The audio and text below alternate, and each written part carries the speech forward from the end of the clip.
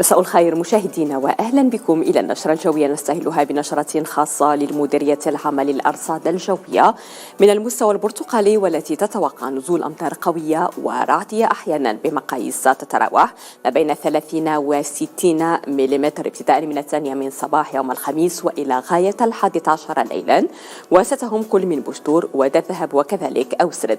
هذا وستهب رياح قويه بسرعه ستتراوح ما بين 70 و 85 كيلومتر في الساعة إلى غاية 6 من مساء الخميس، وستهم العيون طرفايا سمارة بشتور وكذلك واد الذهب.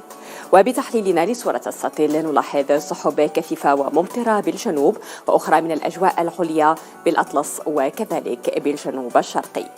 غدا بحول الله سيكون الطقس بارد بالأطلس، بالريف، بالشرق، بالجنوب الشرقي، بهضاب الفوسفات وكذلك بمنطقة السيس. وبشمال المملكة يتوقع انتشار كتل ضبابية بالسهول مع سماء قليلة السحب إلى صافية ببقية المناطق كما يظهر. درجات الحرارة خلال الليل ستنخفض إلى 4 درجات تحت الصفر ببلمان، 0 درجة بمدينة إفران، 5 درجات بتازا، 6 درجات بتونت وكذلك فاس وبمدينة وزن، و8 درجات بالرباط، بمدينة العرائش وكذلك بالحسيمة، وستسجل بمدينة وجدة. وبوجدة ستصل درجات الحرارة خلال النهار إلى 19 درجة، وستسجل كذلك بفيجيك 16 درجة، ببعرفة 20 درجة، بالدار البيضاء 21 درجة، بمدينة تطوان، بالحسيمة وكذلك بمدينة الناظور 19 درجة، بطنجة وكذلك بالعرائش، و20 درجة ستسجل بحول الله بخريبكا. بوسط المملكة يتوقع دائما انتشار كتل ضبابية بالقرب من السهول، فيما ستكون الأجواء مستقرة مع سماء قليلة السحب إلى صفية بباقي المناطق. درجات الحرارة ستصل بمدينة الراشدية خلال الليل إلى 4 درجات، وستسجل كذلك بورسزات 7 درجات، بأرفود 8 درجات، بزاكورة 11 درجة، بمدينة تطع 10 درجات، بترودنت و13 درجة ستسجل بأكادير.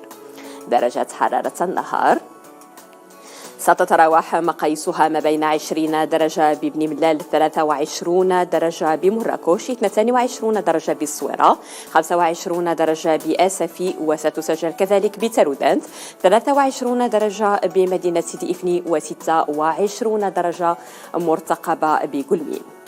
بشمال الأقاليم الجنوبية يتوقع أن تكون الأجواء غير مستقرة مع نزول زخات رحتية وأمطار مأواك، ستهب كذلك رياح نسبيا قوية مع رفع بعض الزوابع الرملية لا سيما بالمناطق الداخلية. درجات الحرارة بمدينة الزاق ستصل خلال الليل إلى 14 درجة، وستسجل كذلك بسمارة وببكرة، و15 درجة بالعيون وببجدور. درجات الحرارة القصوى ستتراوح ما بين 23 درجة بمدينة الزاق، 25 درجة بطنطان، 22 درجة بطرفايا، 20 درجة بالحيون، و14 درجة بجلتة زمور. بأقصى الأقاليم الجنوبية يتوقع دائما أن تكون الأجواء غير مستقرة مع نزول أمطار أو زخات رعدية، كما ستهب رياح نسبيا قوية إلى قوية كما سبق وأن أشرنا إلى ذلك في النشرة الإنذارية. درجات الحرارة خلال الليل ستصل إلى 14 درجة ببئر أنزران، 13 درجة بأوسرد، 16 درجة بالدخلة وبمدينة القويرة. بالقويرة ستصل درجات الحرارة خلال النهار إلى 25 درجة، 20 درجة بالدخلة، 18 درجة ببئر أنزران، و17 درجة بأوسرد. وعن حالة البحر سيكون بالواجهة المتوسطة وكذلك بسواحل البوغاز سيكون هادئ إلى قليل الهيجان، وعلى طول السواحل الأطلسية سيكون البحر قليل الهيجان إلى هائج، بعلو سيصل إلى مترين. المد بمدينة الرباط سيكون في تمام 7 صباحا و56 دقيقة، وفي تمام 8 مساء و40 دقيقة. الجزر في تمام 1 صباحا و36 دقيقة، وفي تمام 8 من بعد الزوال و24 دقيقة.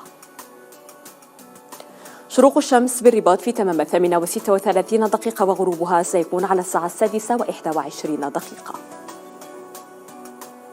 بالنسبة للتوقعات الأيام القادمة، يوم الجمعة سيستمر الطقس البارد بالمرتفعات بمنطقة الشرق وكذلك بالجنوب الشرقي للمملكة، فيما ستكون الأجواء غير مستقرة مع نزول أمطار أو زخات أحيانا رعدية بالأقاليم الجنوبية. وستنتشر كتل ضبابية بالسهول الشمالية وكذلك الوسطى، ودرجات الحرارة خلال النهار ستشهد بعض الارتفاع الطفيف. يوم السبت ستهوم أمطار أو زخات الأقاليم الجنوبية، وابتداء من يوم الاثنين ستكون الأجواء عموما ستكون غائمة بالنصف الشمالي للمملكة مع انخفاض طفيف في درجات الحرارة دائما خلال النهار. أما الآن مشاهدينا أترككم مع توقعات عواصم المغرب الكبير، أوروبا والشرق الأوسط.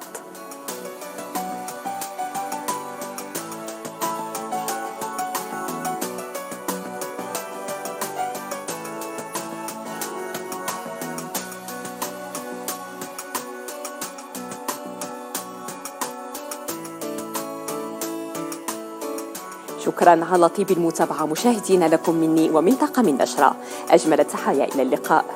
لا تنسوا الإعجاب بالفيديو والاشتراك في القناة تشجيعا لنا لنستمر بنشر المزيد إن شاء الله.